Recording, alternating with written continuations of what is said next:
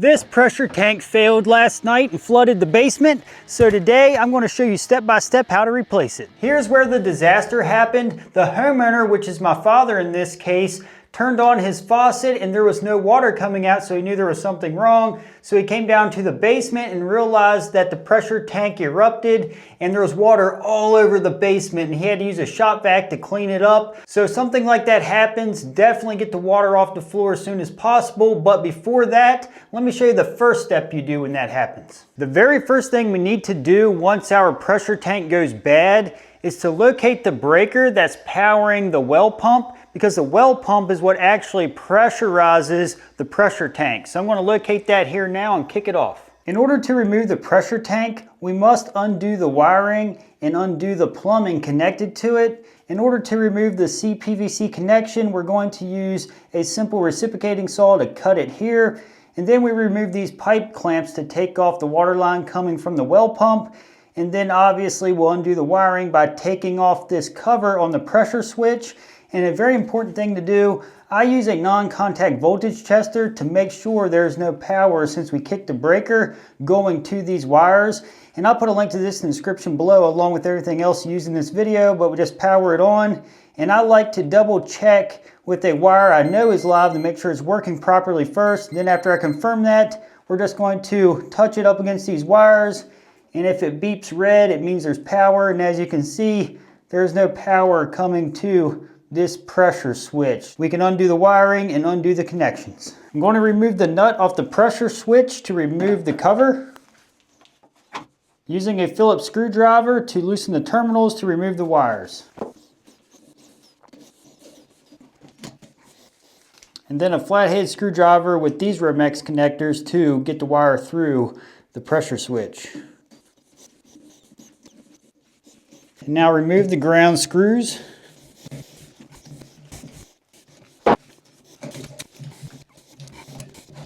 Now to remove these pipe clamps, oftentimes they require just a straight screwdriver to loosen them up.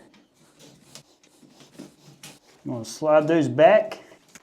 Now when it comes to removing this pipe and removing this, we're going to have water that comes out. We're on a concrete floor here, so we're just going to let it go on the floor, then just clean up the mess after the fact. But if you do have another reason to have the water not come in contact with the floor, make sure you get something to catch this water. Because this CPVC is older, we want to make sure we don't shift this around, because you could bust this pipe. So I'm going to take a reciprocating saw and cut it off right here before removing this water line, because we'll have to shift this over to pull it out of this pipe. So again, to risk cracking this, I'm going to cut this off now. In order to remove this black plastic pipe from this fitting, we're going to have to heat it up with a torch. And obviously we have concrete here, so if you did not have concrete here, you definitely need to protect your surface. But I'm going to heat this up and then slide this off.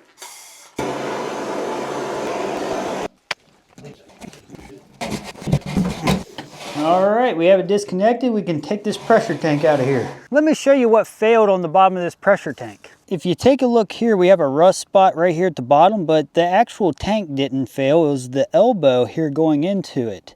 So the elbow actually failed and rusted out right here. So if that didn't happen, this tank probably would have lasted a lot longer. Now I will say, this is a 30-year-old tank, so it definitely served its purpose.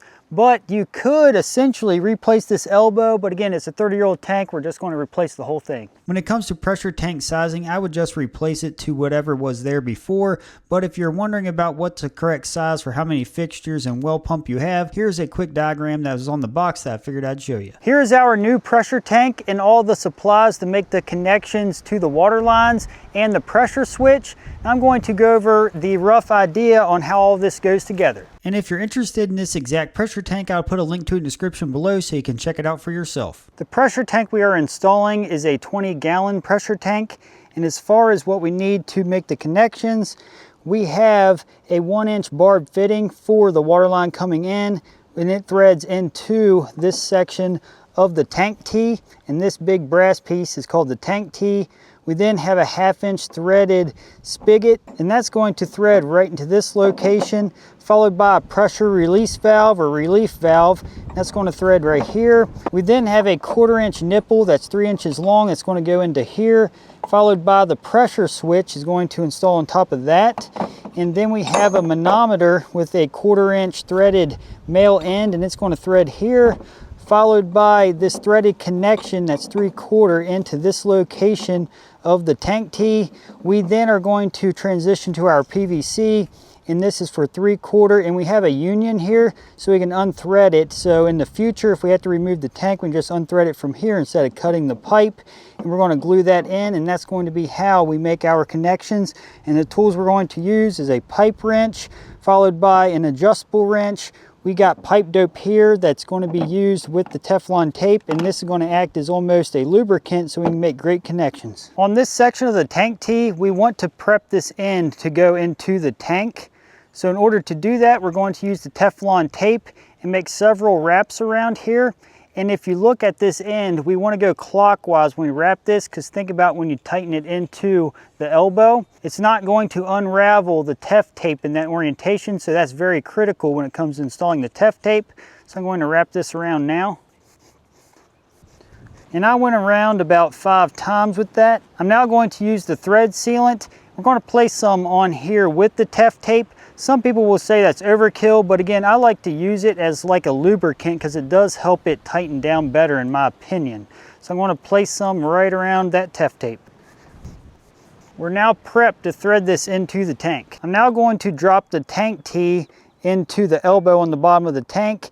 And something that's great about this tank, it does have a plastic bottom, so that's going to protect it from rusting out. So that's a really nice feature to this tank.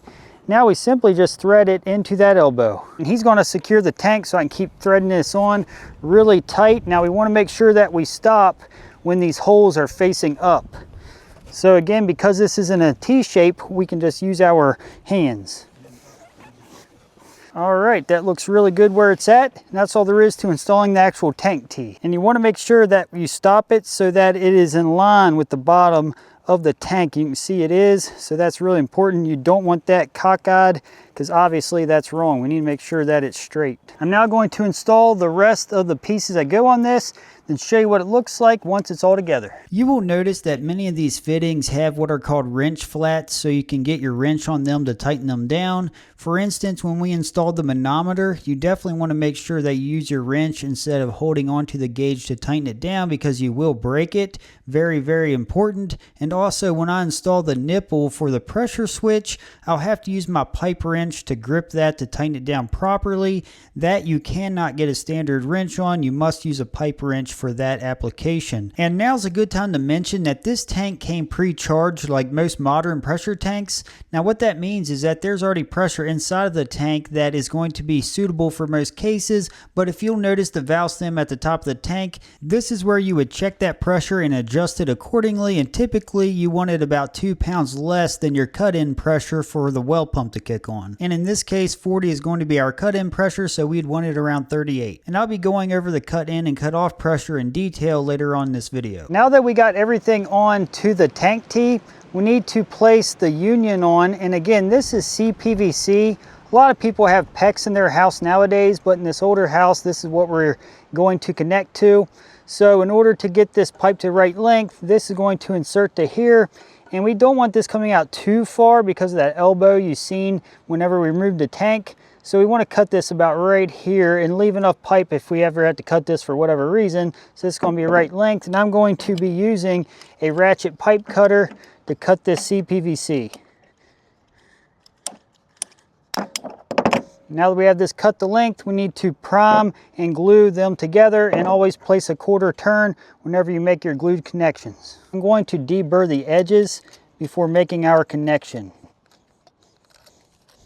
I'm going to prime the fitting and pipe using purple primer first, and then use CPVC cement. And apply the cement.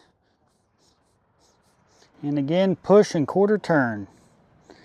Then I like to hold it for about 30 seconds here. All right, I'm going to clean the glue off the edge here. And then for the union, we want to install this so that when we unthread it, it comes off in this orientation, and you can see there's a rubber seal in there, and that's what seals against that section to create the seal. So I'm going to go ahead and glue this into position now.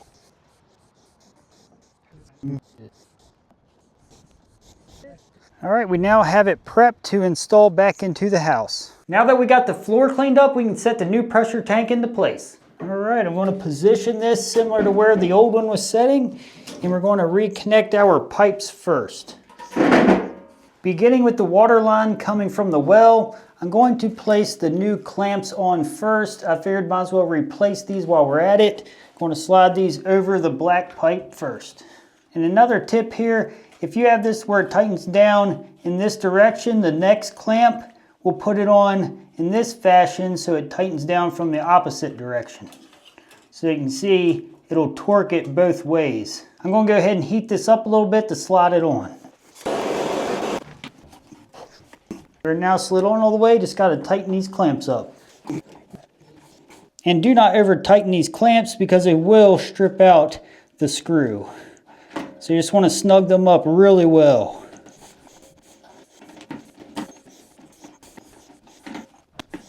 And you want to make sure this is on really good because you do not want this blowing off because it will flood the basement again. So very important to make sure this is a really good connection. And we're going to undo this union so that way we can give it a twist when we glue it to the pipe.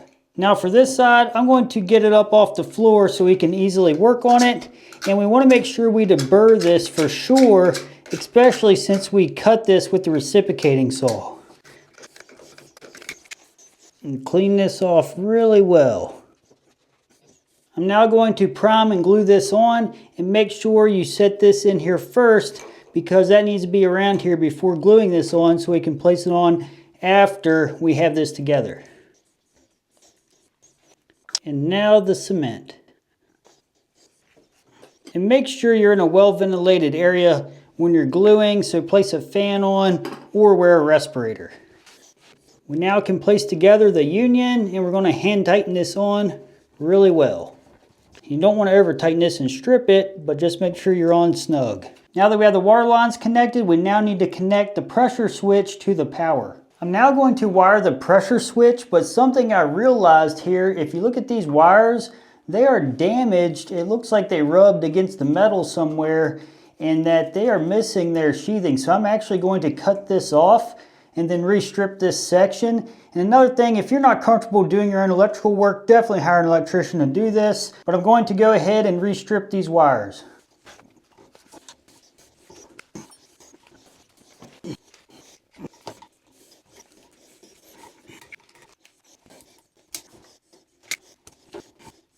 And I'm using wire strippers here to make the stripping easier. To access the pressure switch, we just got to loosen up this nut here, lift it right off. And something really important is the information inside of here. If you take a look in this diagram, you'll see we have an L1 and L2. Those are coming from the panel box, so that's your power coming in. And then the two center terminals with the M, those are going out to the well pump. And also this 40 and 60, this is preset to those settings. So that's going to be our cut on and off pressures. So once we hit 40, that's going to kick on the well pump to fill up the pressure tank more. And then the 60 will kick it off because that means the pressure tank is full. So when the tank drifts back down 40, it'll kick back on. So that's already set, so you don't have to worry about messing with that. So the wiring diagram is the important part here right now. To secure our wires, I'm going to install Romex connectors into each one of the holes on the sides.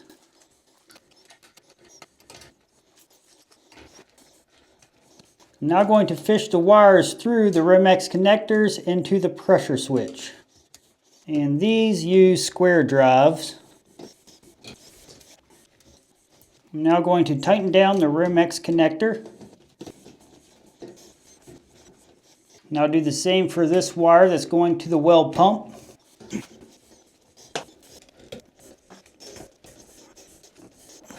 And in case you're wondering, this is UF cable that is to be buried, so that's why it is a thicker sheath cable.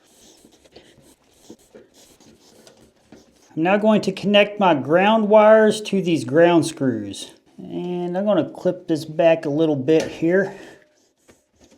And this one as well. And we want to bend these so that whenever we tighten the screws, it actually draws it to the screw and not away.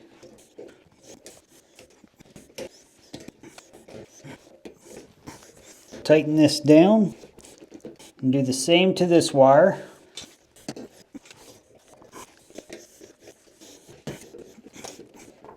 All right, and now if you remember from the wiring diagram, here is coming from the panel box. So this is our L1 and 2.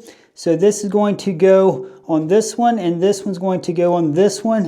And then for the well pump, they're going to go right here in the middle. And something I'd like to mention, since this is 230 volt, these are both hot. So there is not really a neutral here. They're both acting as hots. So the colors really don't matter in this case.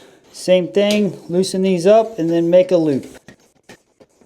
Something you might run into is the wire coming from the well pump is often a lower gauge, meaning that it is a thicker wire. So because of that, it was difficult for me to get the hook of the wire around the screw on the terminal. So I took the screw all the way out, then got it through the loop and then secured the screw down to the terminal. I now have the electrical connections made. Again, these two are going out to the well pump. These two are going over to the panel box. And something I'd like to mention about these two back here, these are already preset like I mentioned, but if you wanted to know what these adjust, if you tighten this down, this is going to raise the 40 and 60 number together. So let's say you tightened it down, it would raise it up to, let's say, 70, 50. And if you loosen it, it could drop it down to, let's say, 50, 30. Now, if you want to adjust just the top number, the kickoff, you would just tighten and loosen this one. So if you want the 60 up to, let's say, 70, you would tighten this down. And if you wanted, let's say, the 60 to 50, you would loosen this one up. Now, if you loosen this one up or tighten it, it's still going to keep that same difference. So let's say you move it to, I don't know, 50, 80 for some reason. If you adjust this, it's still going to keep that difference of 30. And this, let's say you tighten this down, it would go, let's say, 90, 60. So that's what these two do. Again, you should not have to mess with these in most cases. So I'm going to replace this cover. If you're wondering what this is for, this is where you could hook up a hose and drain the tank. And this is your manometer so you can monitor the pressure to make sure it's functioning properly and make your adjustments. Again, pressure release valve, very important. So now that all of our connections are made, we can turn on the breaker to fill this up with water and pressure. He's now going to flip the breaker to on. I'm going to show you how it fills up the pressure tank. For those of you who've been following my channel for a while, you'll know that I work with my dad a lot. And a fun fact, he actually built this house when I was in 5th grade and he wired and plumbed it himself, obviously. And if you look here on the ledger of the panel box, here's my name and my brother's name for the small bedrooms. All right, you hear the water coming through. You see the well pump kicked on. It's building pressure. So after it hits 60, it should cut off.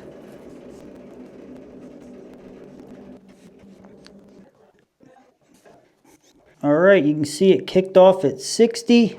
So now he's going to turn the water on to get it to drain back down. So you can see how it kicks back on after the pressure drops.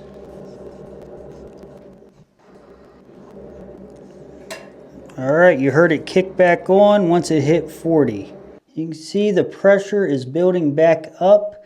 And once it hits 60, it's going to cut off. And that's how the pressure switch controls the pressure in the tank. Now you want to check for leaks around the pipes, and you can see nothing is leaking. So that looks to be a successful install. So our pressure's climbing back up. So that's all there is to installing the pressure tank. Here's a quick before and here is the after. You can see we have a much better looking setup now. It's nice and clean and functions properly. That's what we're shooting for. If you would like to see how to install a well pump, check out this video. It'll help you out.